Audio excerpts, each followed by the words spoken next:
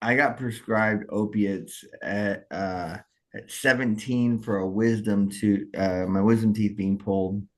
And I remember it was 2003, so it was the pill mill times, and they gave me 90 roxycodone 15s with three refills.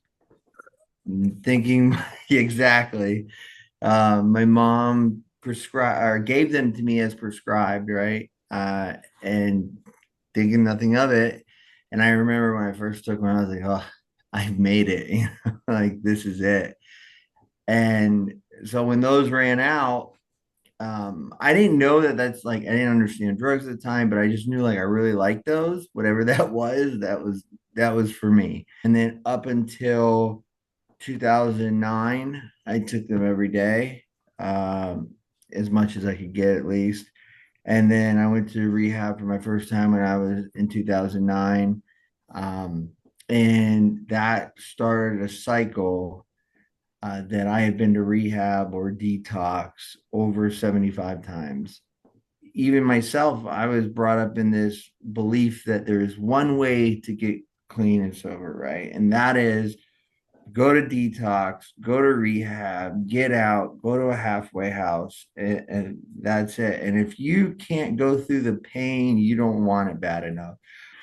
Then when you get clean, especially you have done the damage that I've done to my family and I was on top of the world there for a while, so the fall was pretty far. I was embarrassed. And so as soon as a the sober thought came of like you are a POS, everyone's making fun of you.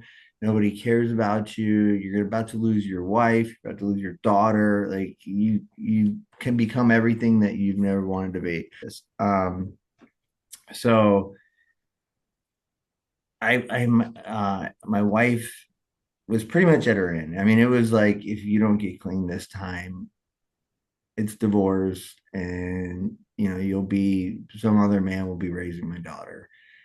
Um, and I wanted it. I wanted it bad. I didn't know there was an alternative. I kind of knew about ibogaine, but I thought if I mentioned it to my wife, it would be an absolute no. Like you're out of your mind.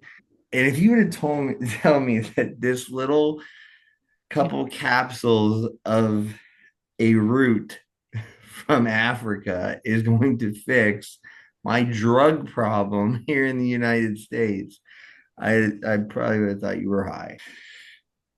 And I'll be honest, I was terrified because I had never done any real hallucinogens. I'm desperate enough, I'm willing to go. And that was like the key to this was the desperation.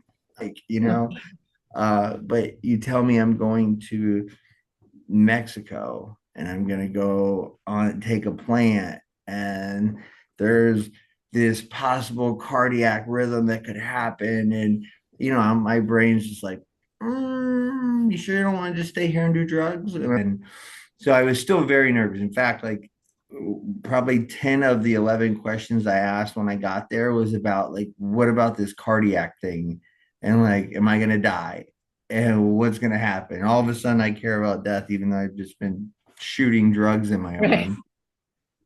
They they told me that I'd be all right, and I found out that these were emergency medicine trained doctors. That the nurse was an ICU nurse, and she had been an OR nurse. One of the nurses, the other one, the night nurse, was experienced as well. All the doctors were really kind. Um, this experience was extremely unique. From the moment I got there, and the doctor, the nurse, the chef, the therapist were all waiting for me as I walked in and greeted me, introduced themselves. Every meal I ate with the doctor, the nurse, the therapist, um, and it was just it took a lot of that anxiety I had away because I know that this isn't just some doctor. It's some guy I've been talking to. I've got to know him. I know his training. I know about his family, and I know that he actually genuinely cares about me. And like, you could tell they wanted the best outcome for me, which I have never had an experience like that. Even when I was back in 2009, like, I know people wanted me to do good, but you could feel it. Like, this wasn't about the dollars. And that was the other thing, is getting to thoroughly understand the medicine and what was going to happen. So I'll go to the day of the treatment. So the day of the treatment, you don't eat for 12 hours beforehand, or you don't drink. You go, they do an EKG in the morning, they put an IV in you, they give you some magnesium and some fluids. You go in at 7 a.m., take the medicine, and there's music playing, an African type music, which at first I was like, what is this? This isn't my playlist. I didn't, and honestly, for the first hour, I was like, what in the heck? Like, I can't do this any longer. And I remember asking to use the restroom, and I got up, went to the restroom, and I came back and I was like, nothing, I don't feel anything yet. And she's like, oh, just lay down. And I remember laying down, and I put them out. They hooked me back up to the EKG, or the heart monitor, and put the eye blindfold on. And it Okay. was like 3 seconds later, I could hear an audible. I mean, it was like I wasn't inside. It was, but I could tell it was inside, but I heard it, and it sounded like a coconut had just got chopped open inside my brain. And it was loud. It deafened the music for a second. And after that, it was this intense series of feelings. And then it went, I think the first 2 hours, 2.5 hours were most intense. Um, it was like sitting at a movie theater and watching my life from when I was a child, and all the major events that have happened, things that I have done, things that happened to me, good things and bad, um, happen. And one of the ones I'll touch on is my father. So my father passed away 3 years ago. Yeah, 3 years ago. And I was using heavily. And I tried to be there as much as I could, but obviously, as a using addict, you don't dictate your schedule, the drugs do. Um, and so when my father passed, I wasn't at his bedside.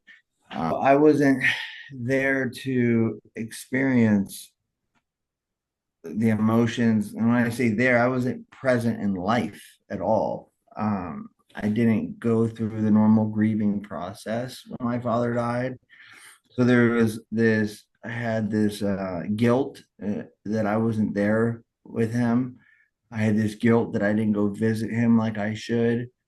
Um, and then, the funeral, I didn't get to process those emotions there, nor after. It was just, there was just sadness. And if I brought up my father prior to ibogaine, I wouldn't have been able to talk about it because there was so much guilt in there. And so fast forward, in the ibogaine treatment, my father comes up and he waves to me and says, "Hey, son." And I mean, every emotion that I should have experienced at that time hit me. And I couldn't tell you if it was 10 minutes or an hour, but I was in it and I felt every emotion, right? And at the end, like, my father waved, and like, kind of on the screen, he kind of like went by. I was like, oh, that was cool. Um, so the treatment was that, like I said, it was watching for 12 hours, right, of my life on this screen. After the treatment, when the treatment ends, which is another big. part of this of how this works, and I think it was really good. There's always somebody with you in the room, and they leave you with your thoughts. So all these 12 hours of emotions and thoughts that you have been going through, you now sit with. And as if you didn't get from my story so far, I don't like to sit with my thoughts, especially the thoughts of who I had been lately. Uh, and, and I think for me, it was like the most impactful thing was sitting there and processing everything I just went through because it allowed me to really process the thing with my father. And it was I looked at it like I got this new start, right? And I get to choose what was important and like take the things I wanted and leave the things that I want to leave behind. Like, do I am I ready to be a man and be there for my child and my wife? And so yeah, I mean, I think the only thing you could attribute that to would be the ibogaine. Seeing myself on the screen there and in the during the treatment, you see how selfish you've been. You see, because you're actually like, not only are you is it you doing it, but you're internalizing it and you're watching it happen, and you're like, wow, guy's an asshole. Right? Guy's a jerk, and that's not somebody I'd want to be around. And so afterwards, it's like, all right, I need to change that. It's really easy to go through life, and especially when you're using and not take a look at yourself. Tell you everything about yourself, and you just one ear out the other. But when you actually are watching, right? Very rarely, unless we're like videotaping ourselves, do we watch our behaviors. And there was this consistent pattern of mine. Um, so yeah, it was absolutely amazing, and so many there's so many points that I have not even been able to touch on. There's so many points that I don't even realize yet. The world opened back up again. So I've been, I thought that that mark was gone forever. Uh,